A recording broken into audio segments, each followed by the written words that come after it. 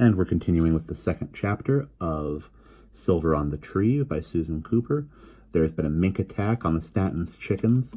The mink got away after killing 6, and Stephen and Will and James are going to rebuild the chicken coop, although Will can already feel himself slipping out of time.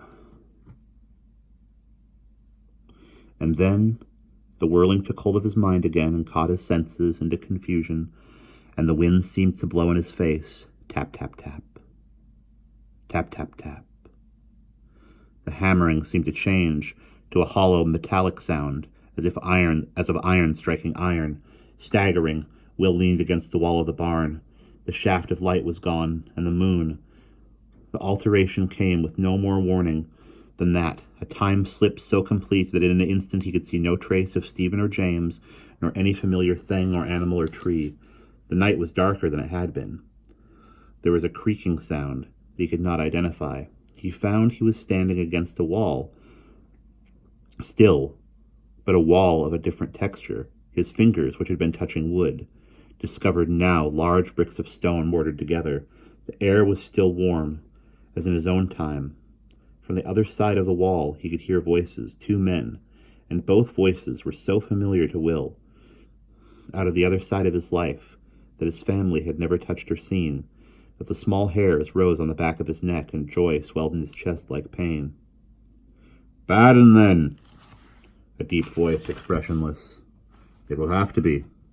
Do you think you can drive them back?" "I don't know. Do you?"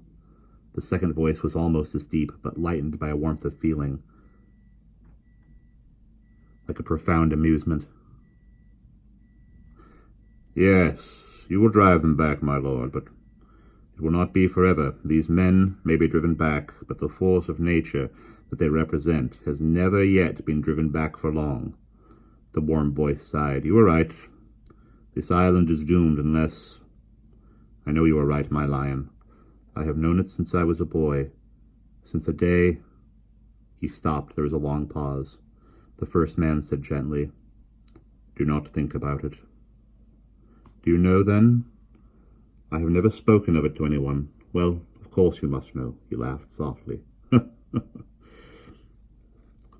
sound held affection rather than amusement. "Were you there, old one?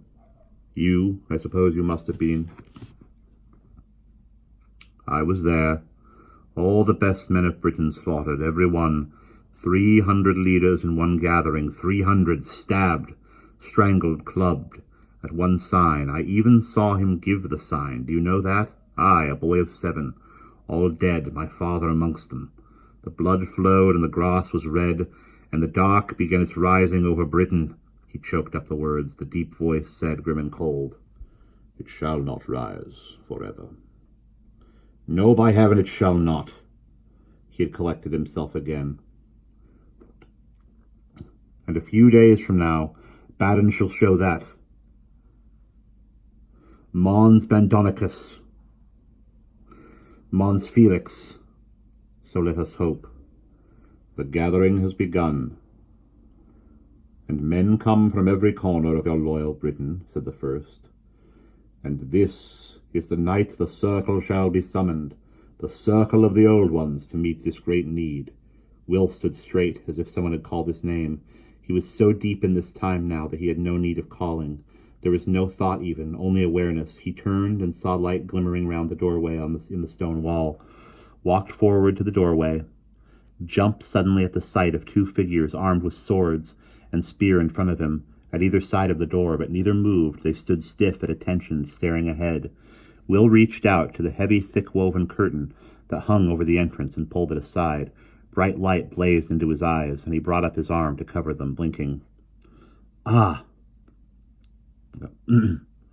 "Ah, Will," said the deeper voice. "Come in. Come in." Will stepped forward, opening his eyes. He stood there, smiling, at the tall robed figure with the fierce, proud nose and springing shock of white hair. It was a long time since they had met. "Merriman," he said. They moved to one another and embraced. "How do you do, old one?" the tall man said. "Well, I thank you." "Old one to old one," said the other man softly.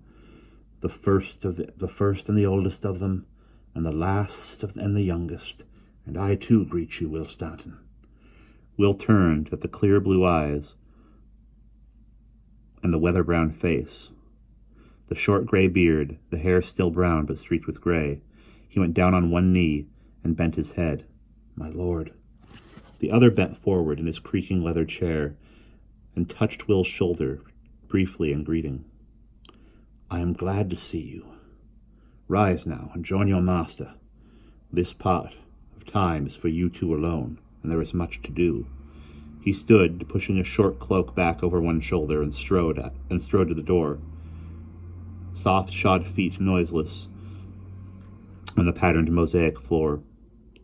Though he was a head short of Merriman's great height, there was an authority in him that towered over any man. I will go now and hear the new count of men, he said, turning at the door, over a clatter and scrape of spears as the guards presented arms. A day and a night. Be swift, my lion. Then he was gone, as if the swirl of the cloak had carried him away. Will said, Those guards didn't challenge me.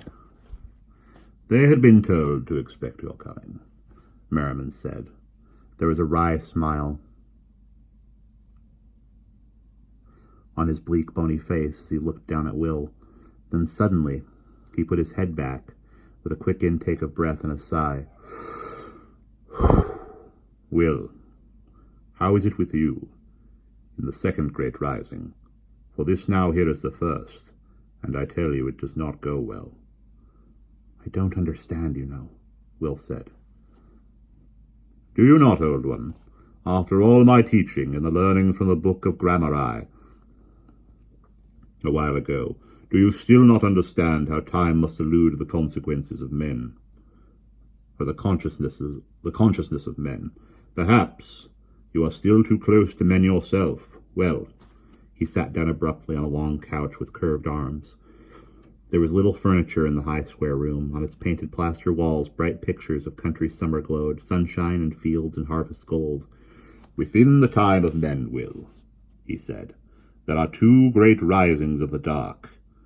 One is in the time into which you are human born.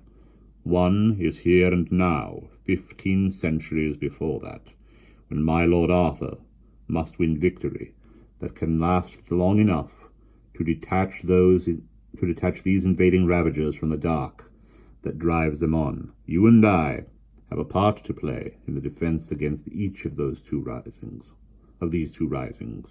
In fact, the same part. But, Will said. Merriman raised one bristling white eyebrow, looking at him sideways. If you dare to ask me,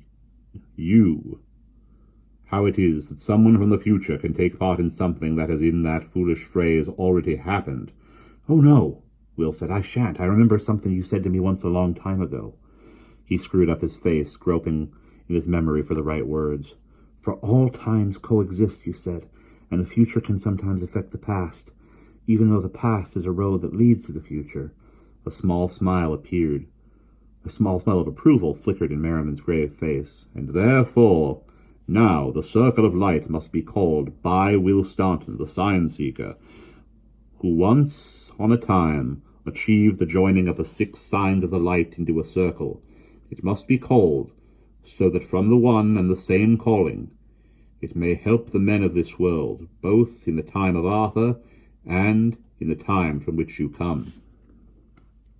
So, Will said, I must take the signs from their refuge, through that most complicated spell we laid on them,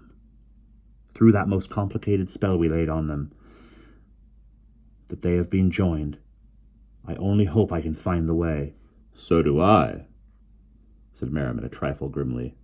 For if you do not, the high magic which guards them will take them outside time, and the only advantage the light holds in this great matter will be lost forever. Will swallowed. He said, I must do it for my own century, though.